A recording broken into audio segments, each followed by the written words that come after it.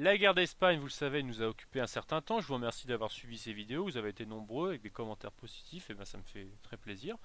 Mais je pense que vous avez assez à présent d'entendre des mots comme CNT, FAI, la bataille de l'Èbre, Franco, la République, etc.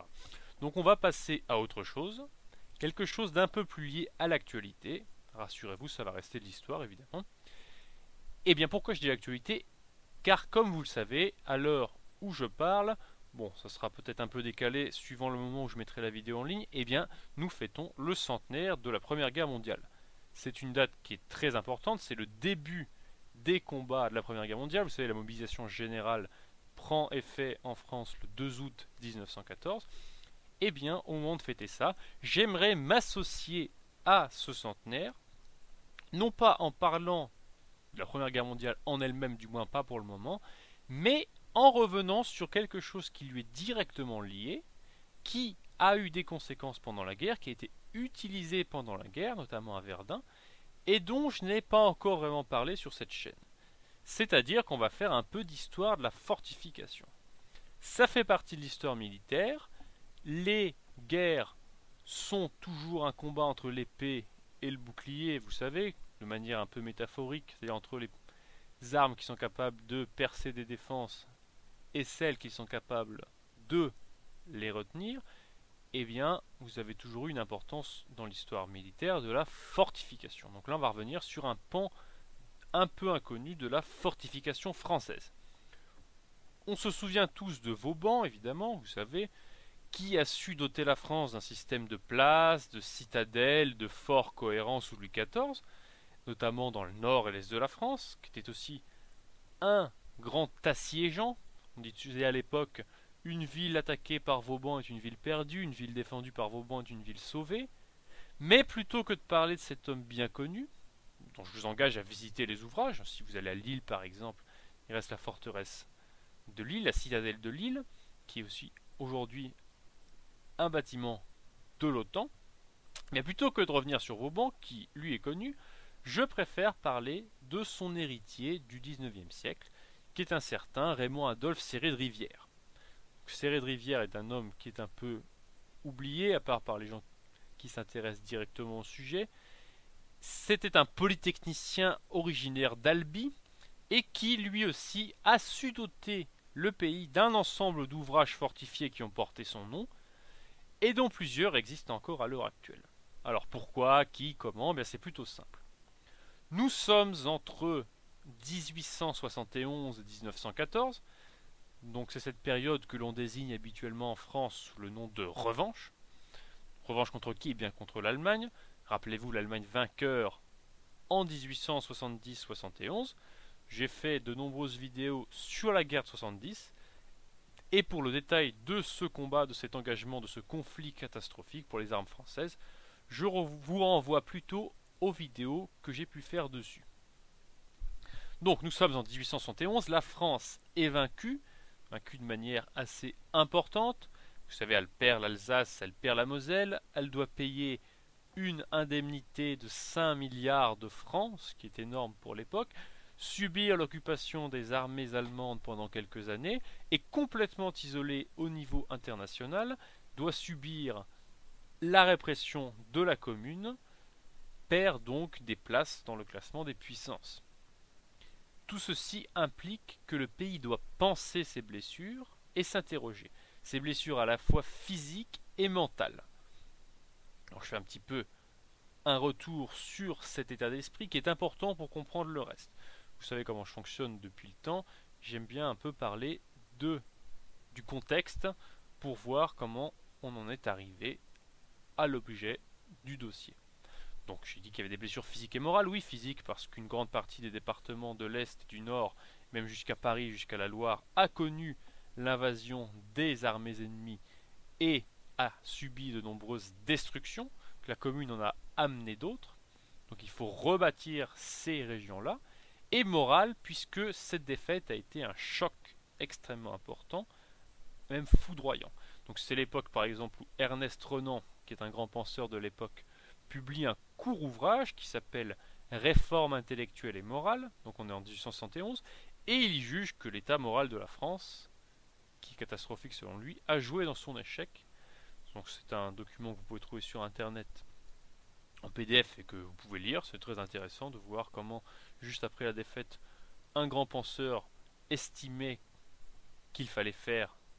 Donc ce qui est dit dedans, je ne vais pas vous dévoiler ce que Renan dit. Donc c'est cette époque-là. Daudet écrit les Contes du lundi, j'en avais déjà parlé, dont la première partie est consacrée à la guerre 70. Maupassant écrit des nouvelles sur la guerre. Plus tard, Zola en écrivit lui aussi, ainsi que des romans comme La Débâcle. Des tableaux militaires de Taille, de Neuville, qui sont visibles au musée de l'armée d'ailleurs, sont des très beaux tableaux fleuris sur des guerres 70, comme le passage de Longboyau, le cimetière de Saint-Privat. Donc c'est tout un état d'esprit, on essaye de réfléchir sur cette guerre, de voir ce qui s'est passé, de comprendre pourquoi la France a été vaincue, et donc le Parlement, l'Assemblée nationale et l'armée se posent aussi des questions. Il s'agit de comprendre et de voir ce qui peut être fait. Donc l'interrogation principale est la suivante: comment assurer l'avenir militaire de la France et préparer une future victoire contre l'Allemagne, notamment pour récupérer l'Alsace-Moselle? C'est la grande interrogation, car personne dans les cercles dirigeants ne doute qu'il y aura dans un avenir proche ou lointain, plus ou moins proche donc, une guerre contre l'Allemagne. Vous savez, c'était 1914, mais il y a eu de très graves alertes en 1905 et 1911 notamment, de nombreuses affaires comme l'affaire Schneebele, etc., ou même l'affaire Dreyfus qui est liée au conflit latent franco-allemand. Je ne reviens pas là-dessus, c'est pas l'objet du sujet, mais il faut comprendre que on ne pouvait pas savoir que cette guerre allait avoir lieu en 1914, ça aurait pu être avant. L'histoire n'est pas quelque chose, comment dire, de déterministe, de téléologique, pour employer un terme un petit peu barbare et un petit peu scientifique. Ça veut dire que il faut se replacer dans la mentalité des gens de l'époque. Ce qui est arrivé, que nous savons aujourd'hui, n'était pas inéluctable à l'époque. D'autres choix auraient pu amener à d'autres conséquences. Donc, tout ceci est d'autant plus inquiétant, assurer l'avenir militaire de la France, que la perte des territoires, donc l'Alsace-Moselle, la prive de ses forts et de ses casernes frontalières, et que le Rhin, qu'on appelait la belle frontière, ne peut plus servir de barrière à l'envahisseur. Ça, je le dis dans plusieurs vidéos. L'obsession de la France est d'avoir une frontière à l'est qui s'appuie plutôt sur des obstacles naturels, notamment le Rhin, et jusqu'à Napoléon III au moins, la France a essayé d'avoir la rive gauche du Rhin, donc occuper la Belgique et les Pays-Bas, pour être couverte par ce grand fleuve, et notamment pour protéger la capitale Paris, qui est très proche de la menace venant de l'Est. Autrefois des Espagnols et des Autrichiens aux Pays-Bas autrichiens, et à l'époque où l'on parle évidemment des Allemands. Donc la Troisième République prend conscience dès le début de son existence que cette perte de l'Alsace-Moselle est importante et décide de lancer un grand effort militaire pour protéger la future mobilisation et retarder la marche de l'ennemi dans le territoire. Donc, je vous renvoie là encore pour le détail aux vidéos sur la guerre 70, mais la mobilisation en 1870 a été catastrophique, elle s'est très mal faite, les unités sont arrivées n'importe comment au front, et la France décide de ne pas refaire la même erreur, de construire une ceinture d'ouvrages fortifiés sur la frontière, tenue par des troupes de ligne, et la défense de celle-ci face à une attaque ennemie doit permettre, dans l'esprit des Français, à la mobilisation de s'effectuer sereinement et ensuite d'envoyer les troupes sur la frontière. Donc pour ceci, comme des territoires ont été perdus, la République engage un immense chantier de reconstruction d'ouvrages existants, mais aussi de construction pure et simple de nouvelles défenses.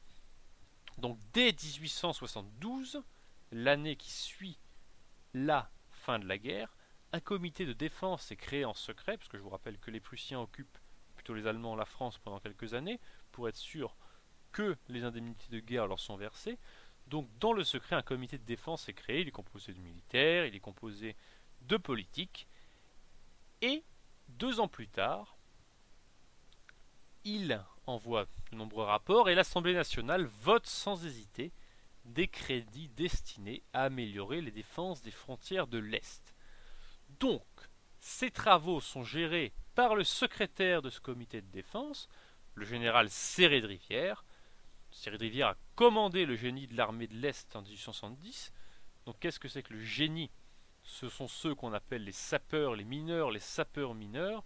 C'est une arme qui crée les ouvrages d'art, qui crée des ponts, ouvre les routes, les entretient pendant les combats, pendant les guerres, et qui aussi gère tous les artifices, fait sauter les murs lors d'un siège, etc., etc. Le génie est une arme qui à la fois construit et détruit. Vous pouvez entendre sur YouTube le chant des sapeurs, qui est aussi le chant du 5e régiment de génie, qui est un très beau chant, qui s'appelle Héritier de Vauban. Je vous engage à l'écouter, ça vous dira clairement ce que c'est que le génie. Eh bien, le général Serré de Rivière, c'est un soldat du génie, un général du génie, et c'est lui qui va créer ce système qui porte son nom, cette nouvelle protection de la France après celui de Vauban. Et nous allons voir au cours de futures vidéos, parce que c'était qu'une introduction, quel fut son travail, quelles ont été ses principales réalisations, mais aussi les limites du système qu'il créa, puisqu'on va voir que la doctrine militaire française a rendu certains de ses ouvrages obsolètes. Il n'y avait pas que ça, je ne vous gâche pas le plaisir de la suite, et je vous dis à bientôt pour voir quel a été ce système de fortification serré de rivière.